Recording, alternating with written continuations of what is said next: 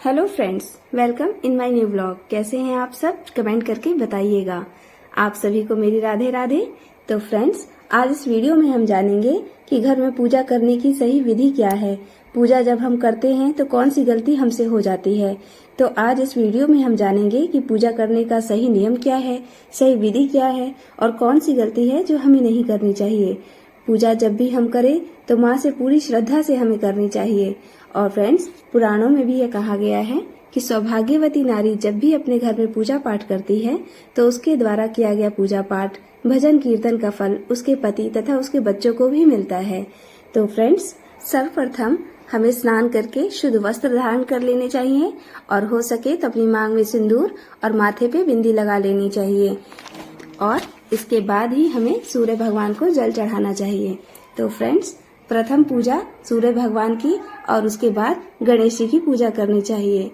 देखिए, यहाँ पे मैंने अपने लोटे में लाल चंदन और लाल रोरी डाल लिया है और थोड़ा गंगा जल मिला के मैंने सूर्य भगवान को जल चढ़ाने के लिए अपना लोटा तैयार कर लिया है। तो फ्रेंड्स, सबसे पहले सूर्य भगवान को जल चढ़ाने के बाद गणेश जी की पूजा करनी चाहिए।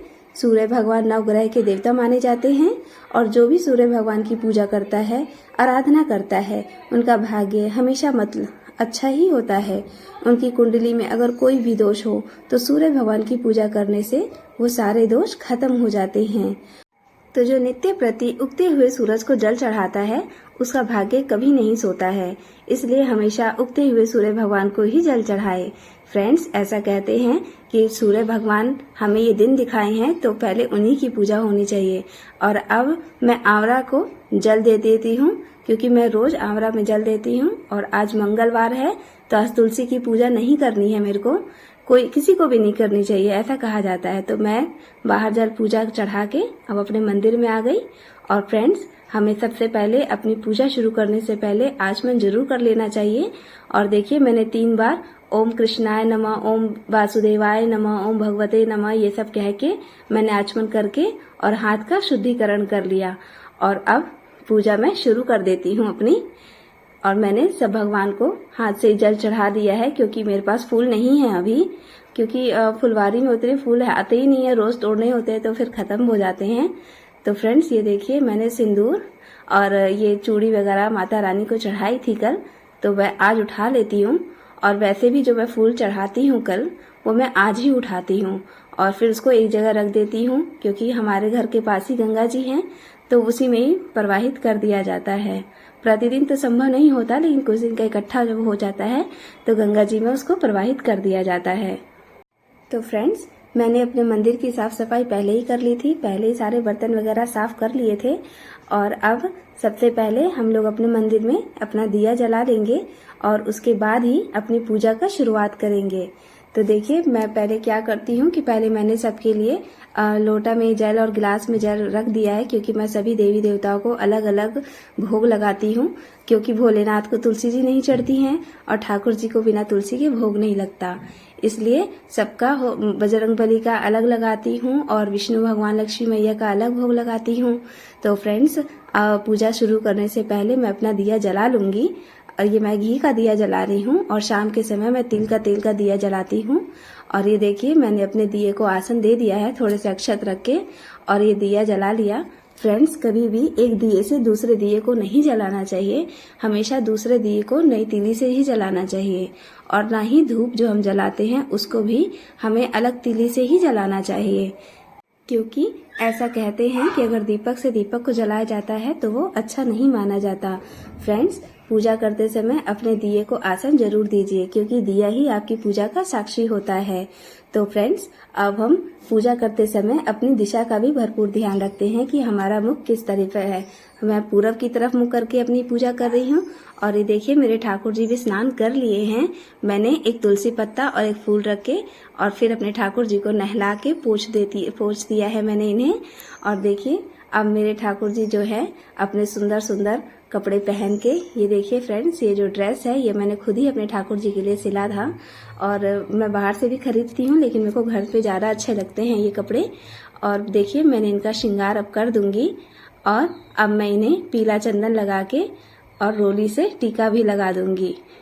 तो फ्रेंड्स, इसी तरीके से हम सभी देवी देवताओं को भी अपना टीका और सिंदूर सब लगा लेते हैं। और जैसे ही मेरे ठाकुर जी का श्रृंगार हो जाता है, मेरे ठाकुर जी अलग ही तरीके से बहुत सुंदर लगने लग जाते हैं। फ्रेंड्स, ठाकुर जी की सेवा रोज करनी चाहिए। अपने मंदिर को कभी भी उपवास नहीं छोड़ना चाहिए। प्रतिदिन आपसे जितना संभव हो सके उतना ही पूजा पाठ करें, लेकिन पूजा अवश्य करें। पूजा पाठ करने से मन में सुख, शांति और घर में भी आनंद बना रहता है। घर के लोग भी जो होते हैं वो भी शांत स्वभाव के ही होते हैं, क्योंकि अगर जिस घर में पूजा नहीं होती, आप देखिएगा वो घर आपको कैसा महसूस होगा। तो अब मैंने अपने ठाकुर जी को तुलसी दल अर्पित कर दिया, उनकी बांसुरी दे दी, उनके मुकुट दे दिया और मैंने फूल अर्पित कर दिया। तो फ्रेंड्स, देखिए मेरे ठाकुर जी कितने सुंदर लग रहे हैं। और अब जो बाकी के फूल हैं, ज्यादा तो फूल है नहीं, थोड़े ही फूल थे, तो मैं भगवान जी को चढ़ा दूंगी। तो फ्रेंड्स, अपने मंदिर में नित्य प्रति पूजा करनी चाहिए और जहां तक हो सके छोटी छोटी गलतियों से बचना चाहिए। ये देखिए, मैंने तुलसी का भोग लगा दिया है, जल में और प्रसाद में भी। और बृहस्पति भगवान को, विष्णु भगवान को, बजरंग बली को, इन सबको भी तुलसी दल चढ़ाना चाहिए, लेकिन गणेश जी को तुलसी दल कभी नहीं चढ़ता। तो फ्रेंड्स, अब मैं माता रानी को सिंदूर लगा देती हूँ और जो सिंदूर लगाने के बाद जो उंगली में सिंदूर रह जाता है उसे हमें अपनी मांग में भर लेना चाहिए। इससे हमारा सुहाग बढ़ता है और लंबे सुहाग की प्राप्ति होती है। तो फ्रेंड्स, अब मैं भगवान को भोग लगा दूंगी। आज भोग में कुछ नहीं था तो मैं इसी का ही भोग लगा देती हूँ। मैं किशमिश, मिश्री या फिर चिरौंजी यही सब रखती हूँ भोग लगाने के लिए ज्यादातर। और अब ठाकुर जी की आरती उतार लेंगे। तो फ्रेंड्स, सबसे पहले मैं गणेश भगवान जी की आरती उतारती हूँ।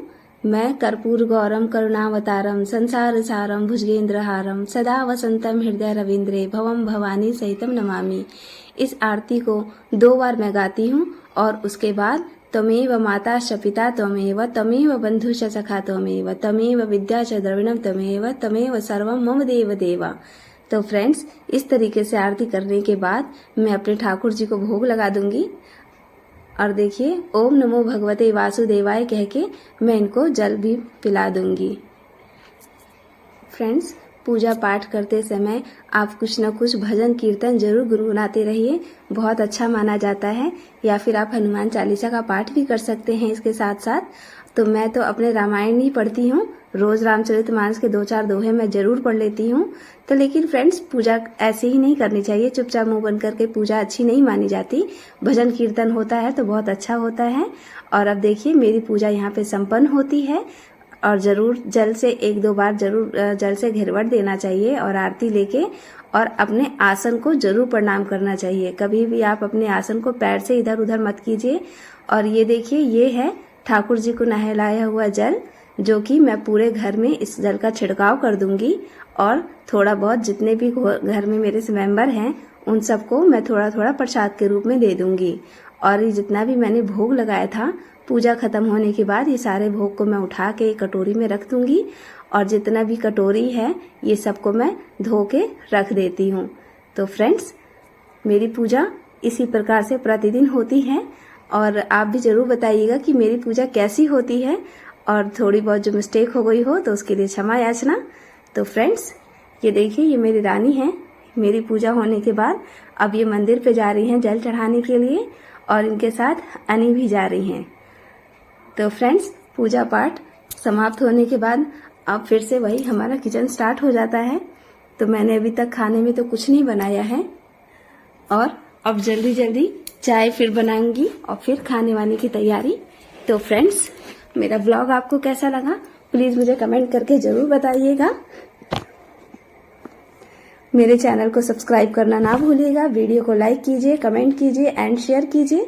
तो आज की वीडियो यहीं तक ही थी। मिलते हैं अपने अगले व्लॉग में। तो फ्रेंड्स, पूजा पाठ हो या घर की साफ सफाई, प्रतिदिन अच्छे से करिए और स्वस्थ रहिए और सुखी रहिए। और ये देखिए, मैं आ गई अपने किचन में दाल रखने। तो सबसे पहले मैं अपनी दाल रख देती हूँ, उसके बाद ही कोई काम स्टार्ट होगी, क्योंकि दाल होती रहेगी और सारा काम भी होता रहेगा। तो फ्रेंड्स, पूजा पाठ जो है वो आप थोड़ा कीजिए या ज़्यादा कीजिए, पूरी श्रद्धा से कीजिए। आप एक दीपक भी जला के भोग लगा दीजिए, भगवान उसमें भी प्रसन्न हो जाते हैं। और पूजा पाठ करने के बाद आप क्षमा याचना करना बिल्कुल ना भूलिएगा, तो वो बहुत ज़रूरी है। भगवान से प्रार्थना करें, प्रभु आपकी कृपा से ही मेरा घर परिवार चल रहा है, सदा अपनी कृपा दृष्टि बनाइए रखिएगा। और क्या कहते हैं कि जो भी आपके मन में हो वो आप कहिए भगवान जी से। तो फ्रेंड्स, मिलते हैं अपने अगले व्लॉग में। तब तक आप सभी का बहुत बहुत धन्यवाद अंत तक बने रहने के लिए।